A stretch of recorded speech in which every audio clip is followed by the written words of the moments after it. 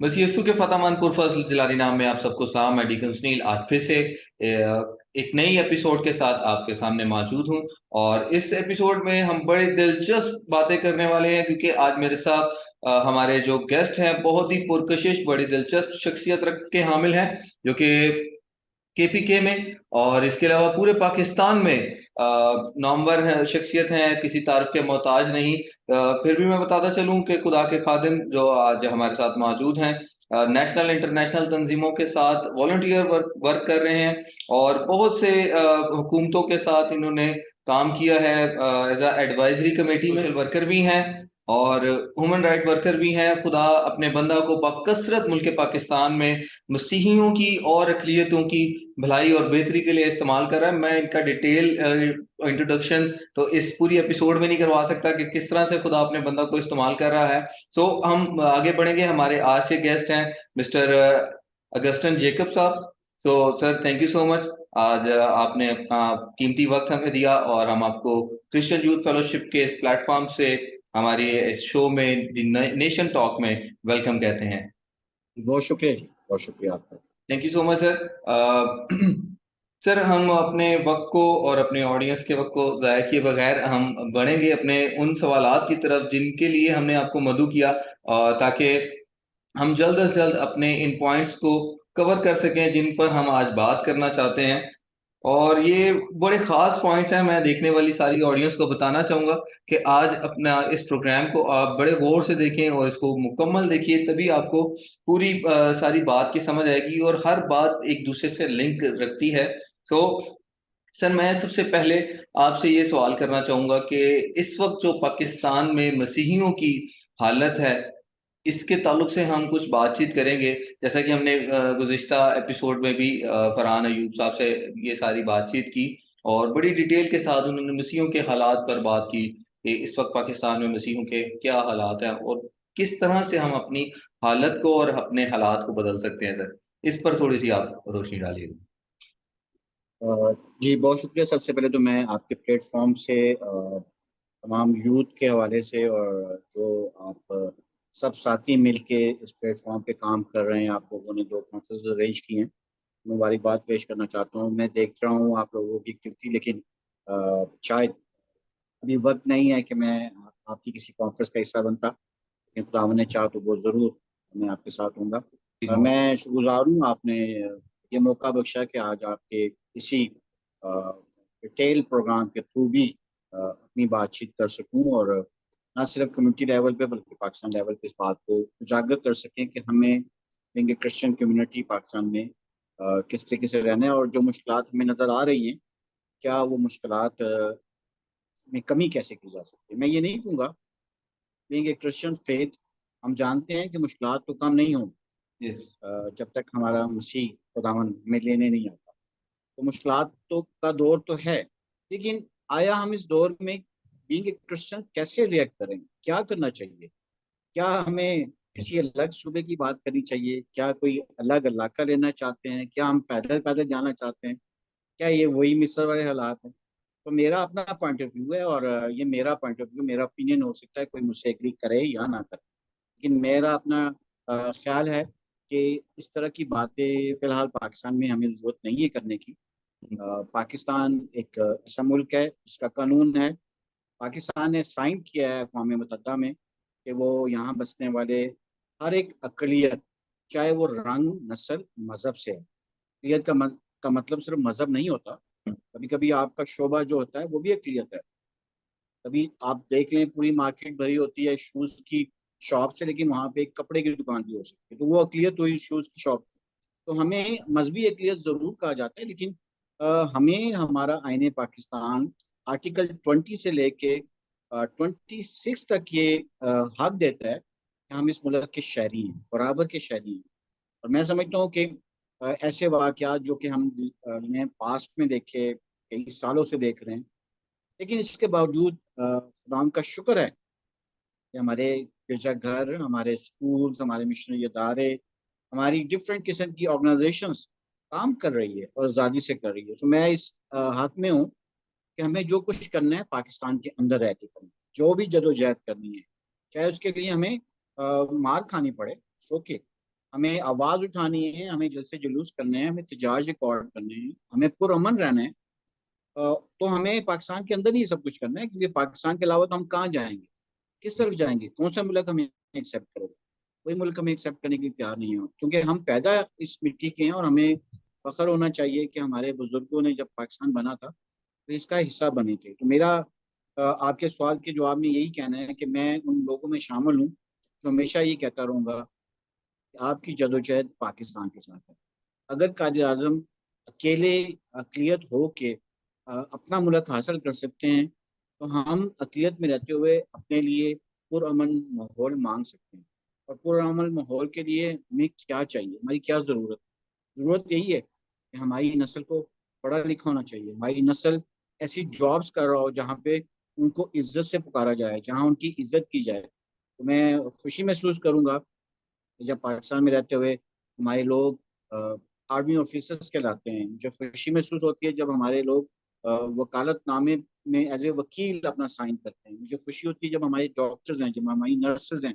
और सबसे बढ़कर सुनील साहब देखें, पाकिस्तान जब से बना है, हमारे मिशनरी स्कूल्स हैं जहाँ से हमारे ही आर्मी चीफ पढ़ के बाहर आए हैं। हमारे लामा इकबाल जो थे वो सैलकोट मरी कॉलेज से पढ़े हैं। तो हमें तो परेशान होने की जरूरत नहीं, हमें तो खुश होना है। लेकिन मुश्किलात हैं, तो उस मुश्किलात को फेस करने के लिए हमें स्ट्रेटजी बनाने की जरूरत है। बिल्कुल ठीक कह रहे हैं सर, आपकी बात से मैं एग्री करता हूँ कि अगर हम लोग यहाँ पर ही रहकर, अगर मसीह की मर्जी है तो हम यहाँ पर भी रहकर खुदा के नाम को जलाल दे सकते हैं और ग्रो कर सकते हैं हर तरह से। और इसमें कोई शक नहीं कि मुश्किलात और परेशानियां बारहा अकलियतों को पाकिस्तान में देखने को, फेस करने को मिलती हैं। लेकिन खुदा, लिखा है कलाम में कि शादी की बहुत मुसीबतें बहुत सी हैं, लेकिन खुदावंद उसको उन सब में संभालता है। सो हमें साबित कदम भी रहना है। लेकिन आपके कुछ सवाल, एक सवाल आपने अभी बात की, मेरा सवाल तो ये आखिरी था, लेकिन मैं इसको अभी इस बात के साथ ही लिंक करना चाहूंगा। जैसा आपने कहा, हमारे बुजुर्गों ने, कुछ लीडर्स ने कायद आजम का साथ दिया और पाकिस्तान बनने में बड़ी जद्दोजहद की। सो पहला क्वेश्चन, इस मैं इन क्वेश्चंस को मर्ज करूंगा। और पहला क्वेश्चन ये है कि जैसा कि कुछ लीडर्स थे, और आज हमारे पास लीडर की क्या डेफिनेशन है, कि क्या, कौन होता है लीडर, और कैसे लीडर के पीछे कौम को चलना चाहिए, किसके साथ खड़े होना चाहिए। दूसरा क्वेश्चन सर मेरा ये है आपके साथ, जैसा आपने कहा कि हमारे मिशनरी इदारों ने, स्कूल्स ने, हॉस्पिटल्स ने बहुत सर्व किया है पाकिस्तान में, इसमें कोई दो राय नहीं है। लेकिन आज हमारे मिशनरी इदारे, हमारे मिशनरी स्कूल्स क्या रोल अदा कर रहे हैं कम्युनिटी के बच्चों को पढ़ाने के लिए, आगे बढ़ाने के लिए, उनकी उनको फैसिलिटेट करने के लिए, और इसके साथ साथ चर्च का क्या किरदार है नौजवानों को आगे बढ़ाने के लिए। जी, लाइक ये वो बात है जी सुनील साहब, कि मेरे जवाब से हो सकता है कि कुछ लोग ना खुश हों, लेकिन बात वही अच्छी लगती है जो सच बोली जाए। बिल्कुल है। अ, सच तो ये है कि चर्च अपने भी आप पे कोशिश तो कर रहा है, लेकिन चर्च शायद सीरियसली इस मैटर को देख नहीं रहा। हमारे मिशनरी इदारे जो हैं, स्कूल्स या कॉलेजेस या हॉस्पिटल्स, उनकी जो इंतज़ामिया हैं, मोस्टली जिन चर्चेस के पास है ये बिल्डिंग्स, उनको बड़ा सीरियसली सोचना पड़ेगा। हम्म। मैं तजवीज़ दूंगा ये सुनने वालों को कि they must have a think tank. वो अपना एक थिंक टैंक बनाएं बिल्कुल। अपने मिशनरी स्कूलों के लिए, अपने हॉस्पिटल्स के लिए, उनकी उनकी इनकम जनरेशन के लिए, आने वाली नस्ल को कैसे रखना है, इन बिल्डिंग्स की बिल्डिंग के स्ट्रक्चर को बचाने के लिए, बिल्डिंग्स को सेल आउट होने से बचाने के लिए, और बिल्डिंग की वर्क के साथ साथ जिसको कहते हैं जी आप रेनोवेशन के लिए हमारे पास फंड्स कहाँ से आए। तो इसके लिए थिंक टैंक होना चाहिए। सो हमें मैं उन लोगों में से शामिल हूँ जो हमेशा कहता है कि हमें चर्च बाउंड्री से बाहर आके सोचना पड़ेगा। अगर हम रोमन कैथलिक्स हैं तो हमें रोमन कैथलिक बन के नहीं सोचना। अगर हम एंग्लिकन हैं तो हमें एंग्लिकन प्रोटेस्टेंट बन के नहीं सोचना। अगर हम पेंटिकॉस्टल्स हमें पेंटिकॉस्ट नहीं, हमें बीइंग एक क्रिश्चियन बन के सोचना पड़ेगा। अब हालात वो वाले नहीं है जहाँ हम अकेले फ्लाई करें, अकेले उड़ें। जब हम कहते हैं मसीह है तो मसीह तो फिर सारे, मसीह तो नहीं बटा, मसीह तो एक है। तो जब हम मसीह के मानने वाले हैं, एक ही बाइबल पढ़ रहे हैं, तो वाई कि हम अपने आप को चर्चेस में बांट दें? तो we must play a role, और चर्च को ये रोल प्ले करना पड़ेगा। चर्च के हेड्स को ये रोल प्ले करना पड़ेगा कि वो सबको लेके साथ चले। चाहे बिल्कुल। वो चाहे वो किसी चर्च में वो ओहदा बिशप का है, आर्च बिशप का है, फादर का है, प्रीस्ट का है, चेयरमैन का है, प्रेसिडेंट का है। ये मस्ट क्रिएट और make such kind of networking जहाँ पे तमाम लोग ख्यालात पॉजिटिव रखने वाले इकट्ठे हों और एक प्लानिंग स्टेज करें कि अगले 5 सालों में हमारे चर्च को पाकिस्तान में कहाँ पहुंचना है। उसमें सबकी बढ़ोतरी है, उसमें सबकी तरक्की होगी। अगर हम हर कोई अपना अपना सोचेगा तो फिर हो सकता है कि जो किसी का साथ नहीं देगा उसका फिर कल को कोई और साथ नहीं देगा। तो हमें एक दूसरे के साथ खड़े होने की जरूरत है और यही इस वक्त जरूरत है पाकिस्तान में मसीह चर्च को और मसीह मिशनरी इदारों को। ये मेरी तजवीज़ है। बिल्कुल ठीक है सर, मैं इस बात से अपने देखने वालों को आपकी बात पे ही इंडोर्स करूंगा कि बिल्कुल जो बात करें कि इस वक्त हमें कोलैबोरेशन करने की जरूरत है, इकट्ठे होने की जरूरत है, इत्तेफाक करने की जरूरत है। ना कि हम एक दूसरे की खामियां ढूंढे, बल्कि एक दूसरे के लिए बेहतरी का सबब बन सकते हैं।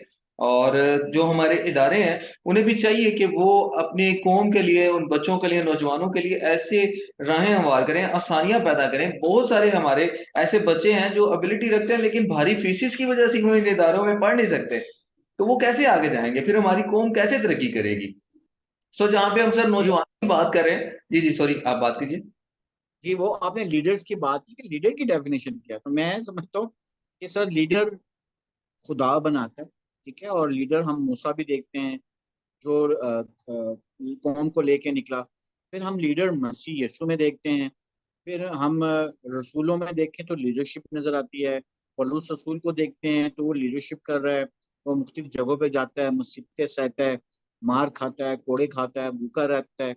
तो भूख नंग में भी कलीसिया कायम की गई। तो हम भी कामयाबी ले सकते हैं, लेकिन लीडर में सबसे बड़ी क्वालिटी यही होनी चाहिए कि वो विजनरी होना चाहिए। उसके सामने विजन होना चाहिए, उसको क्या करना है। ही मस्ट सिर्फ वो सोचे नहीं, वो सिर्फ ख्वाब ना देखे, उसकी ताबीर भी बताए। उसके लिए उसको खुद पहले कदम उठाना है। एकदम लोग किसी को लीडर मानते भी नहीं है, ये भी बात सच है। ठीक है, मसीह यीशु को अपने लोगों ने नहीं पहचाना था। उसने कहा, लिखा है कलाम मुकद्दस में कि आप अपने नहीं पहचानते तो क्या करें। क्या लीडर अपना काम छोड़ दे? लीडर को हर मुश्किल हालात में सफर को जारी और साई रखना है। और ये वादा था खुदा का यीशुआ से, जैसे मैं मूसा के साथ था वैसा मैं तेरे साथ भी रहूंगा। यस। तो हमें हमारे लीडर्स को ये सोचना पड़ेगा, चाहे वो मजहबी लीडरशिप है, चाहे वो सोशल लीडरशिप है, चाहे वो सियासी लीडरशिप है, चाहे वो एक एक छोटे से इलाके का काउंसलर है। He is a leader. लोगों के वोट से अगर वो जीता है, लोगों के वोट से अगर वो आया, तो मुझे रिस्पेक्ट करनी है उस लीडर की। और उसके पास भी एक पूरा विजन होना चाहिए कि वो अपनी कौम के लिए क्या क्या चीजें तय करेगा, कितने अरसे में करेगा, और क्या कुछ पॉसिबल है जो हम उसके लिए कर सकें। तो लीडर तो होना ही विजनरी चाहिए सर। विजनरी के बगैर, जिसके पास विजन नहीं है, मैं उसको लीडर ही नहीं मानता। सही बात है, वो फिर लीडर किस चीज का है? अगर उसके पास कोई विजन नहीं है, कोई रोड मैप नहीं, कोई प्लान नहीं है, तो फिर वो किस चीज को लेके चलेगा। तो हम लोग जैसे अभी बात कर रहे हैं नौजवानों की ही, तो नौजवानों की जब भी बात की जाती है तो एक सवाल सा जहन में उठता है, सोशल मीडिया। क्योंकि आज हमारे नौजवान, बल्कि बड़े बच्चे सभी सोशल मीडिया का यूज कर रहे हैं। तो सोशल मीडिया की अहमियत और इसका पॉजिटिव यूज, इसके बारे में सर आपका क्या ख्याल जी, साइंस का दौर है जी, और आने वाले सब्जेक्ट्स भी इससे रिलेटेड हैं। आपके सब्जेक्ट्स यूनिवर्सिटी में पढ़ाए जाते हैं विच इज़ मीडिया से रिलेटेड है, जर्नलिज्म है। फिर आपकी आईटी आ गई है, आपका कंप्यूटर सिस्टम इंजीनियरिंग आ गया, आपके सॉफ्टवेयर इंजीनियर्स बन रहे हैं। तो आने वाला दौर तो अब किताबों का और कॉपी और पेंसिल्स का नहीं रहा। अब तो दौर आपके नेट का है, आपके आने वाले गैजेट्स है। तो क्या करें उसके लिए?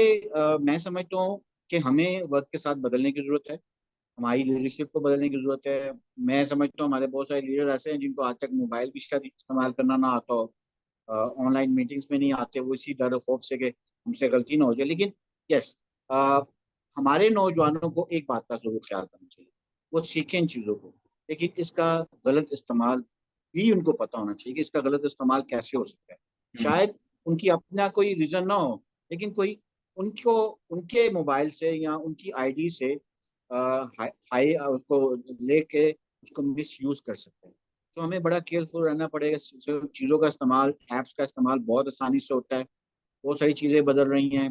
अभी सोशल मीडिया अब इस बात पे भी आ रहा है कि वो खुद ही ये मैसेज देना शुरू कर गया है कि जी ये सोशल मीडिया आपके लिए खतरनाक हो सकता है। जब सोशल मीडिया खुद अपने आप को खतरनाक कह रहा है, तो हमें वक्ती तौर पे नहीं, बल्कि हमें इन लॉन्ग टर्म इस बात की तैयारी करनी है, तो सोशल मीडिया को पॉजिटिवली इस्तेमाल करना है और नेगेटिवली इसको रोकना है।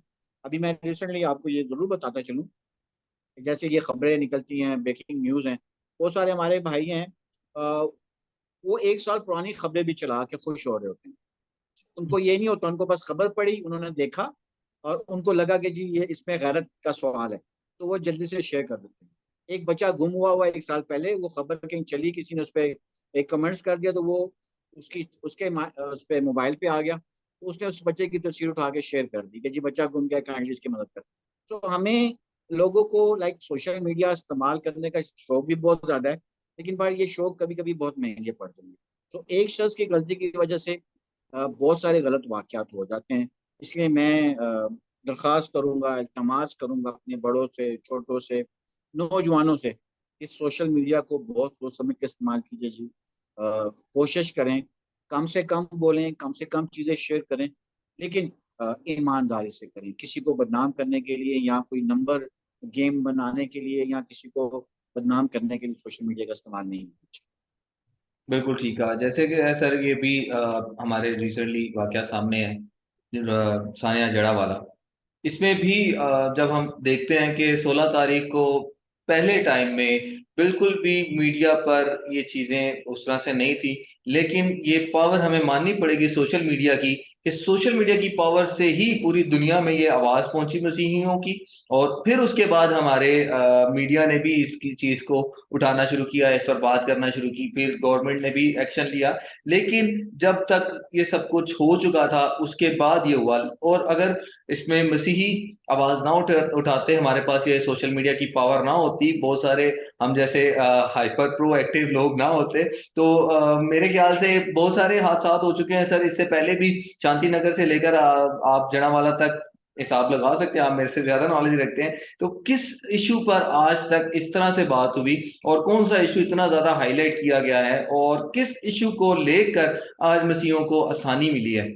बहुत सारे लोग ये भी सवाल करते हैं कि जी बहुत सारे मसीह हैं जी जो असाइलम लेने के लिए इस तरह की के काम कर देते हैं। बहुत सारे लोग हैं वो बाहर जाने के चक्कर में अपनी वीडियोस डाल रहे होते हैं। बहुत सारे लोग हैं जी बाहर के चक्कर में या पैसे खाने के चक्कर में, पैसे कमाने के चक्कर में इन लोग इस इशू को ज्यादा हाईलाइट कर रहे होते हैं। लेकिन हालांकि ऐसा नहीं है। रिसेंटली भी मैंने देखा, आपसे बात करता चलूं, अपनी ऑडियंस से भी मेरे अंदर ये बात थी कि कुछ दिन पहले ही हमने देखा, मैंने सोशल मीडिया पे कल ही शायद देख रहा था, वीडियो आई, अमेरिकन एक वफ्द आया और वो बड़ी सलामती सलामती की बातें कर रहे थे। तो अगर वो साहिबान जितने भी थे, अगर इतनी ही सलामती है पाकिस्तान में, तो अपनी फैमिलीज के साथ बाहर क्यों सेटल है भाई, यहाँ क्यों नहीं आ जाते?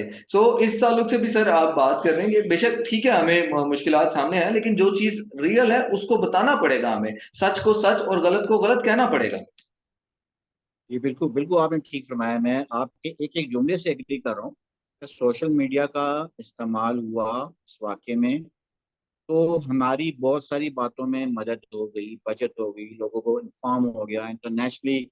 मीडिया ने इस बात को उठा लिया क्योंकि सोशल मीडिया पे किसी ने ये वीडियो डाल दी। लेकिन दूसरी तरफ देखिए, मेरा जो कहना था वो ये था कि किसी एक शख्स की गलती की वजह से कितना नुकसान होता है। तो दूसरी तरफ जिस शख्स ने सोशल मीडिया का इस्तेमाल करके अपनी वीडियो बना के मॉस्क में ऐलान किया, तो उसने भी तो सोशल मीडिया का इस्तेमाल किया। तो हाँ, एक तरफ नेगेटिविज्म फैला और दूसरी तरफ पॉजिटिविज्म ये फैला कि हम उन्होंने लोगों पे हमला करने की ख्वाहिश का इजहार किया सोशल मीडिया पे, और हमारे लोगों ने सोशल मीडिया पे बचाने की बात की। तो बिल्कुल। इस्तेमाल की बात आ रही है कि इस्तेमाल कैसा किया जाए, तो मेरी तो एडवाइस अपने बच्चों से ये है कि जी जी। सोशल मीडिया को बहुत अच्छे तरीके से इस्तेमाल करें। जिन्होंने किया उसका फायदा भी हुआ, लेकिन आइंदा चल के इसका गलत इस्तेमाल हमें नुकसान भी दे सकता है। तो मेक श्योर करें। जैसे अभी इसी जड़ा वाला वाक़े से पहले फैसलाबाद में एक वाक़या हुआ, कुर्बानी की ईद उल अज़हा पे किसी शख्स ने एक चीज़ शेयर कर दी जिसकी वजह से उस पर FIR दर्ज हो गई। तो आया हमें लाइक कहाँ गई है हमारी हिकमत, कहाँ गई हमारी दानिश, कहाँ गया वो कलाम पढ़ना और रोजे रखना, कि आप सेम उसी दिन वो आयत कोट कर रहे हैं जो आपको नहीं कोट करनी चाहिए। हमारे मसीह ने तो ये नहीं कहा कि आपने किसी को जलाने के लिए, वो आग जलाने के लिए दो दो जुमले लिख दो। हम्म। हमारी आयतें हमारे लिए हैं इसका बिल्कुल। इसकी जो फहम है वो हमें है, दूसरों को शायद नहीं हो सकती। तो क्यों हम जानबूझ के उसी दिन ऐसी आयत शेयर करते हैं जिससे किसी का दिल हर्ट। और दिल तो किसी का तोड़ना ही नहीं सर। हमने हमारे मसीह का तो कलाम बड़ा क्लियर है कि अगर कोई दाएं तरफ मार दो तो आप बायां गाल भी उसकी तरफ कर दो। तो हम तो उस मसीह का उस लीडर को मानने वाले लोग हैं। तो फिर क्यों जुमलों में हम किसी को तंग करें और बेजा तंग करें, जबकि हमें पता भी है कि हमारी एक मसीह जो है 99% लोग बर्दाश्त नहीं करेंगे। तो हम तो है ही 2% पाकिस्तान में, तो हमें क्यों ऐसी हरकत करने की जरूरत है। तो मैं इस सोशल मीडिया का इस्तेमाल जो रोकने की बात कर रहा था ना गलत, वो ये है कि हमारे लोगों को पता होना चाहिए कि कौन सी बात नहीं करनी और कौन सी बात करनी है। बिल्कुल बिल्कुल, मैं एग्री करता हूँ आपकी इन सारी बातों से, बिल्कुल एग्री करता हूँ। और जैसा कि कलाम में भी लिखा है कि जब कोई तुम्हारी उम्मीद के मुताबिक तुमसे कुछ पूछे तो तुम्हारे पास मुनासिब जवाब होना चाहिए देने के लिए। सो हमें इससे पहले कि हम बाहर निकले या बाहर किसी से बात करें, तो हमें खुद कलाम से अवेयर होना पड़ेगा, कलाम को सीखना पड़ेगा, समझना पड़ेगा। और फिर विजडम खुदा की तरफ से वैसे ही इनाम में मिल जाएगी, ताकि हम जब उनसे मांगेंगे तो वो जरूर देगा। सो सर हम आगे चलते हैं। और जैसे कि टाइम भी हमारे पास थोड़ा कम है, एक एक सवाल है सर मेरे जहन में कि सियासत और मजहब, ये दो अलग अलग चीजें हैं। तो इनको हम लेके साथ साथ चल सकते हैं दोनों चीजों को। और सियासी जो हमारे पास मामलात हैं इस वक्त चल रहे, सो हमारे जो पॉलिटिकल लीडर्स हैं, जो हमारे स्पिरिचुअल लीडर्स हैं, क्या वो एक प्लेटफॉर्म पर आ सकते हैं, या कोई ऐसा हमारे पास लीडर हो जो स्पिरिचुअली भी और पॉलिटिकली भी हमारी कौम को लेकर आगे चले। तो इन दोनों में क्या डिफरेंस है और कैसे हम इनको मर्ज करके साथ चल सकते हैं कौम की भलाई के लिए।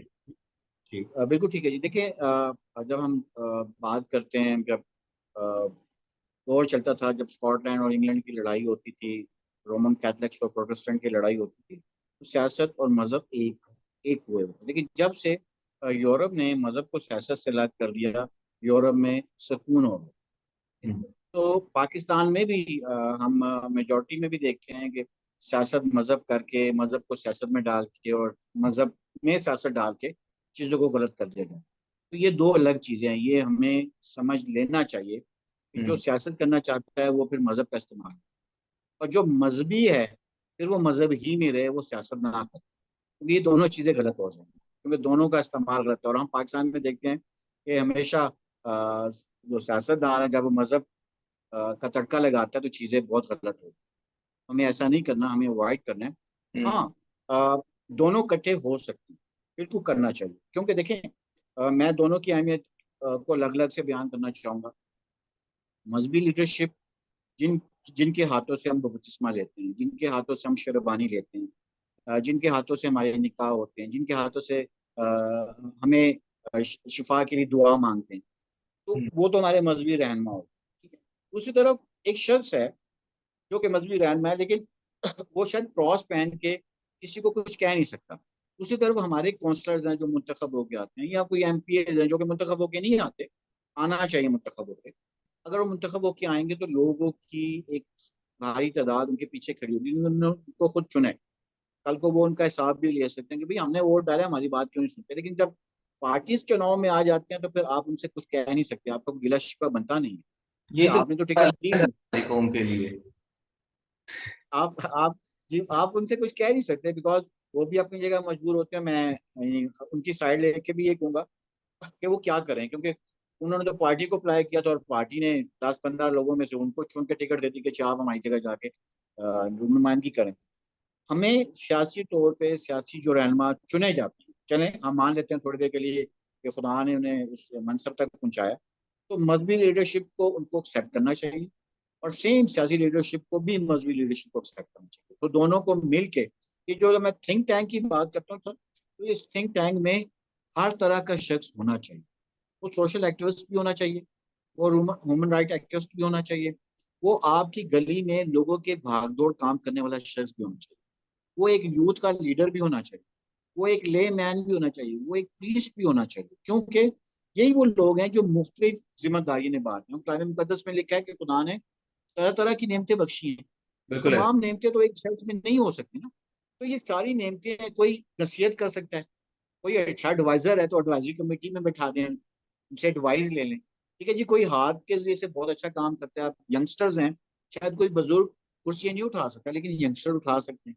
सो हमें सोचना पड़ेगा कि we should make such kind of network of the people, जहाँ पे यूथ की भी नुमाइंदगी हो, फीमेल की भी नुमाइंदगी हो, रिलीजियस लीडर्स की भी नुमाइंदगी हो, पॉलिटिकल लीडर्स की भी नुमाइंदगी हो, और फिर वही ग्रुप बन के किसी मसले को डिस्कस करे, उसका सोल्यूशन निकाले, और फिर सारे एक दूसरे के साथ खड़े होकर ये बता सकते हैं कि हमारा एक फैसला। जबरदस्त सर, बहुत अच्छा लगा सर आपसे सारी गुफ्तगू करके और इन सारी बातों को सीख कर। उम्मीद करता हूँ कि हमारी यूथ, हमारी कौम इन सारी बातों से फायदा उठाएगी और इम्प्लीमेंट की तरफ भी, अमली इकदाम की तरफ भी बढ़ेंगे हम लोग इन सारी बातों से फायदा उठाते हुए।